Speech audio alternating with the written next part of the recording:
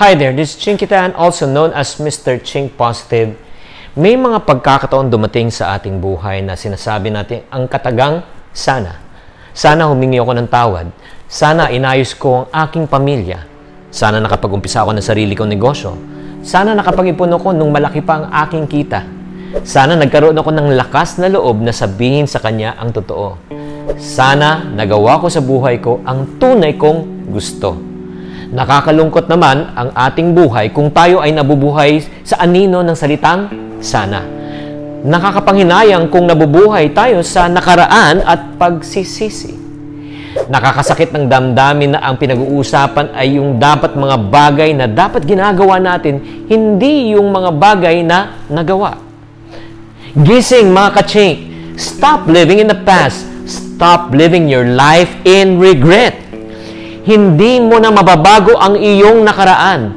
Ang tanong na dapat mong sagutin ngayon ay, ano ang gagawin mo sa buhay mo ngayon? Ang buhay ay hindi lang kain, gising, trabaho, tulog. Hindi ako galit. Nagpapaliwanag lang.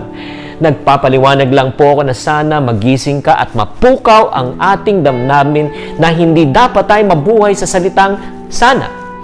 Dapat ay kumilos na tayo at meron tayong ginagawa para mapaganda ang ating kinabukasan. Huwag tayong umasa sa swerte. Huwag nating hintayin kung may tutulong sa atin.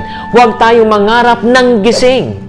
Tuparin mo ang iyong mga pangarap. Ikaw ang tutupad ng iyong pangarap. Huwag kang umasa sa iba. Ikaw ang may hawak ng iyong mga pangarap. Huwag mong isisisi sa iba. Ikaw ang responsable sa iyong pangarap at wala ng iba. Ang tanong, may natitira ka pa bang lakas ng loob para tuparin ang iyong mga pangarap? Bilangin mong ilang pagkakataon na ang iyong pinalipas dahil takot ka na mabigo. Ilang kliyente na ayaw mong tawagan at i-follow up dahil takot ka na ma-reject. Ilang negosyo na ang gusto mong umpisan pero hindi mo tinutuloy dahil takot kang malugi. Ilang beses ka na umpisa mag-ipon pero nauuwi sa wala dahil kulang ka sa disiplina. Ilang mga babae na gusto mo pero hindi mo niligawan dahil takot ka na mabusted. Alam nyo ba, ang buhay ay parang basketball. Imagine mo na ikaw ay may hawak na bola. Ito ang iyong pagkakataon. Ang goal, ang iyong pangarap. Walang mangyayari kung hindi ka susubok. Hindi ka makakaskor kung hindi ka titira. May mga panahon na ikaw ay magmimintis. Ano ang gagawin mo kapag ikaw ay nagmintis? Ulitin mo lang. Tira lang ng tira. Darating ang panahon, makakashoot ka rin. Gusto mo ba ng payo ko? Huwag ka nang patumpik-tumpik. Huwag ka nang maghintay ng tamang pagkakataon. Huwag ka nang mag-isip. Huwag ka nang matakot. Gawin mo na lang. Kausapin mo ang mga taong nasaktan mo at humingi ka na ng tawad. Ipaglaban mo ang pamilya mo at ayusin mo ang relasyon mo sa asawa mo at anak mo. Umpisahan mo na ang iyong negosyo na nasa isip mo. Kausapin mo na ang nililigawan mo para magkatuluyan na kayo. Gawin mo na ang gusto mo dahil karapatan mo na maging matagumpay. Tama na ang sana. At ang gusto kong mangyari sa iyo, sabihin mo, nagawa ko sa buhay ko ang tunay kong gusto.